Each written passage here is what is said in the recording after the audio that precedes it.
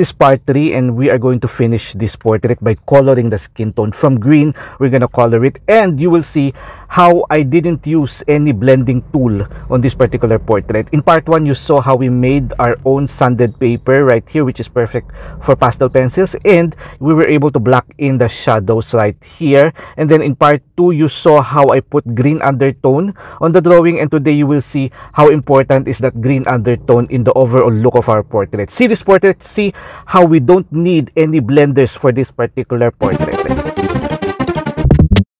Before I color the skin tone, I'm gonna finish the hair first. I decided to use soft pastels for this. I think this is the Gioconda Kohinoor Hard Mousse soft pastels, which is a mid-range soft pastels, but I really like it. It's very good, very pigmented.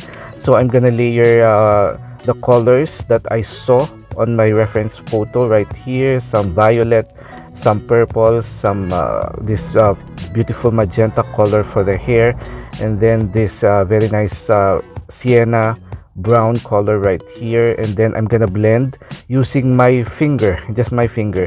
But with the skin tone, I won't use any blender at all. You will see it later as we try to color the skin tone. If you can see here, she looks a bit odd with this green foundation on the skin, but you will see later on the importance of that green base or green undertone with the skin tone. So I'm gonna blend using my finger. I can feel the grains and the texture of the sanded paper that we made using clear texture gesso by Montmartre.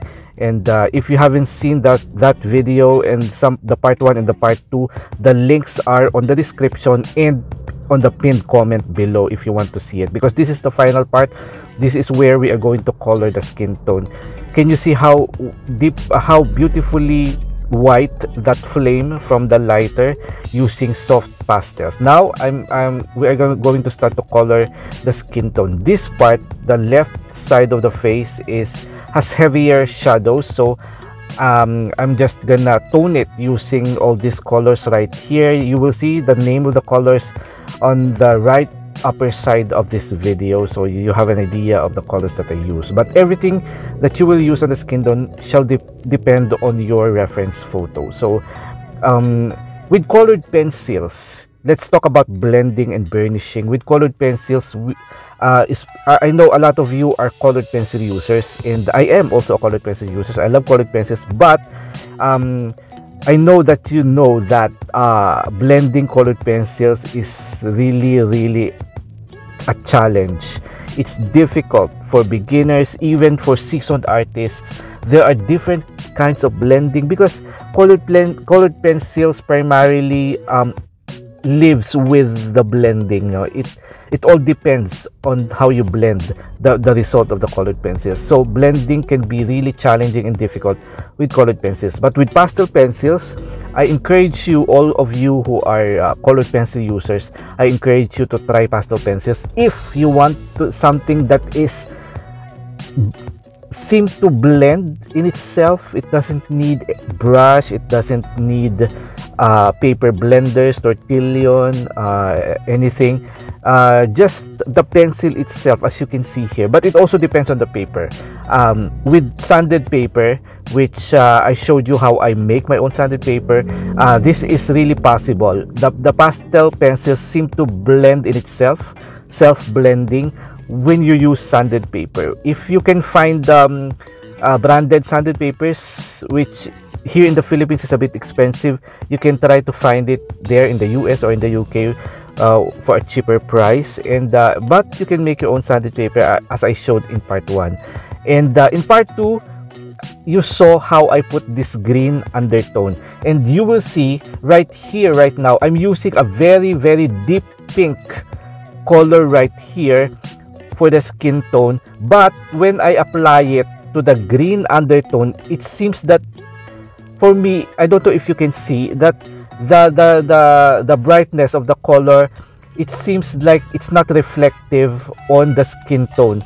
It seems that the green undertone is toning down, or like it's a bit subdued when you put this bright pink or any bright colors, bright orange, on the skin tone. And I think it muted down a little bit the brightness of the color, which is really nice. I love it. I like the warm tone that it provides when you mix the green undertone together with these bright colors. So as you can see here, this pencil is really bright, but when put on top of the green tone, it becomes very nice toned down saturation right here. And I'm using very light pressure, as you can see right here. And now this part is very important. I'm using flesh, a very light flesh right here. And there are some light tones that you can use on this part, where we are going to define the light tones and the highlights. So I'm not using white right here because I don't want to make it too bright when I use white. So I use this very nice light flesh. So as you can see, I didn't use any blender from the start up to this stage where I'm defining my light tones right here. And I'm defining the contrast, because this part, the right part of the face, is the brighter part where the light of the flame is reflected. So I'm using this very light flesh just to correct my shadows. I mean, I just wanted to make more beautiful contrast from the dark tones to the light tones. So I'm doing it with almost no pressure at all, and it feels like it's blending everything together, this flesh.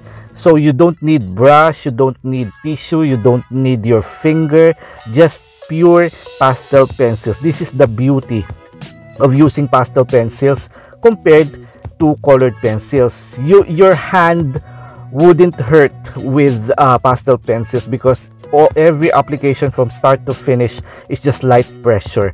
And of course, the paper is a big factor with this particular portrait. And if you are a colored pencil artist, you will find it really easy to do the skin tone using pastel pencils. As you can see here, it lightens up a bit this part of the face, which gives a very nice warm contrast. And you can see the touches of bright colors, the orange, bright pink. You can see the green undertone is still visible right here, which creates perfect contrast, beautifully saturated skin tone right here. I'm so happy with the result that I'm getting right here as I continue to lighten some parts of the face to see the light tones right here and to make it 3D, three-dimensional with the overall look. So that's it. I was able to finish this portrait, and can you see how beautiful, how easy to blend without using any blenders at all?